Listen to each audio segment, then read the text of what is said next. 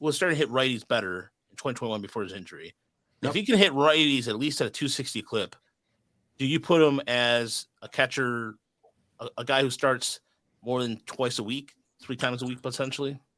If he can hold his stay above water against righties, I think there's a very good chance he could earn that. I mean, just this blocking stat. I mean, it shows you a lot about what Eric Haas is really about behind the plate. Eric Haas is there to hit, and if they can find another viable lineup presence who's a better catcher, and if that can be Jake Rogers, then Eric Haas should probably be out in left field and letting Jake Rogers catch a little bit more.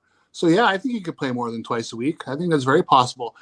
Things were looking good in 2021. I mean, he was getting beyond that threshold where I thought it was a fluke. He's up at about 120 plate appearances, which is not a lot, obviously, but it was more than, a hot 30 at-bats. He was looking pretty good.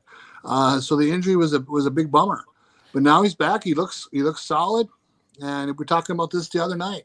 I think there's a very good chance that he's going to gobble up some playing time and get Eric Haas in the outfield. And maybe they'll even think about sticking a first baseman's glove on his hand someday. Who knows? What about you, Chris? Well, I think one of the things, ideally the Tigers would have a left-handed hitting catcher and a right-handed hitting catcher. But we saw with the Giants, they did some really interesting platoon stuff. So it wouldn't shock me if we see like Jake Rogers get starts against sinker ballers and Haas get the starts against the the four-seam guys or something like that. We're non-traditional platoon splits or whatever, but yeah, I think Rogers is going to play a fair amount. I mean, he's had a great spring, and I think they want Haas.